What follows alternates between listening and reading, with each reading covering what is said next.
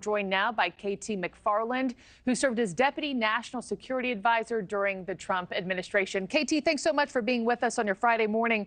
You know, we have watched as these tensions and attacks have really ratcheted up in the Red Sea for weeks at this point, wondering if and when American military force would be used. KT, how big of an escalation is this by our own forces? It's not an escalation, it's defense, and it's about time. The problem with it was not responding, or what they've been doing, which is called perimeter defense. In other words, the Houthis launch a missile, we take the missile out in the air right before it hits a ship. That's okay, but the problem is these attacks are becoming increasingly frequent and more intense. And so you got to go to the source, and the source is what they've just done. They've gone and attacked the missile launchers, the command and control. That's exactly the right thing to do because it now can reestablish deterrence. Now, I'm not that concerned with a Houthi general who stands up there in his muftis and makes a bunch of threats. I mean, at the end of the day, the United States, the United Kingdom can deal with any threat that's coming from the Houthis. And I do not think this escalates. It does not escalate to involve Iran. Okay. And KT, I'm curious, too, where do things go from here? You know, how should the Biden administration follow up on these strikes moving forward if they continue, which I imagine they likely will? Yeah, they'll probably, the Houthis will do one or two more things. They'll launch some more missiles. Maybe we have to take in more missile launcher sites.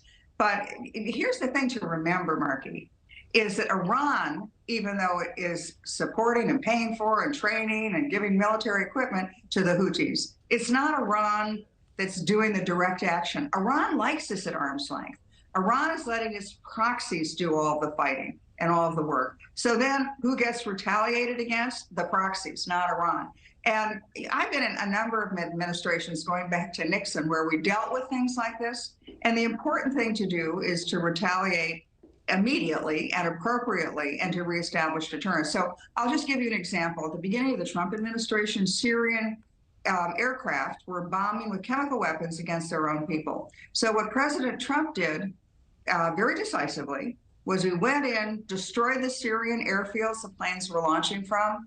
No more Syrian chemical weapons attacks. We didn't hear from the Syrians for several years. When I was in the Reagan administration at the Pentagon, we did the same thing with Iran in the Persian Gulf. And so you have to go to the source because otherwise the bad guys just keep upping the ante every single time. Right. Until at a certain point you could be in a shooting war and American vessels sinks or Americans die. And then you're in a war you don't want. You could have prevented. You don't want to fight. Yeah, and, you know, kind of compounding off your point there, I think for the past 3 months with the Israel-Hamas war, the attacks in the Red Sea here, I think a lot of Americans have been watching this. American military families have been watching these attacks, this escalation, tensions rise, wondering, will we or will we not see U.S. boots on the ground? What say you when it comes to that question specifically in Yemen? Oh, I think if we had not done this, it would have led to a war. Because they would have sunk an American ship, they would have killed Americans, and then you are in a war.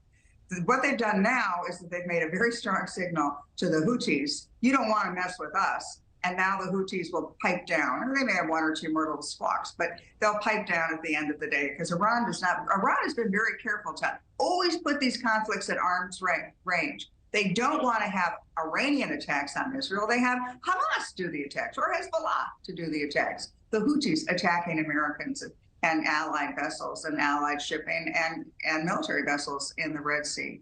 Yeah, Iran doesn't want this fight, and this is the best way to stop it. You know, as President Reagan said, peace through strength. We keep our peace through our strength.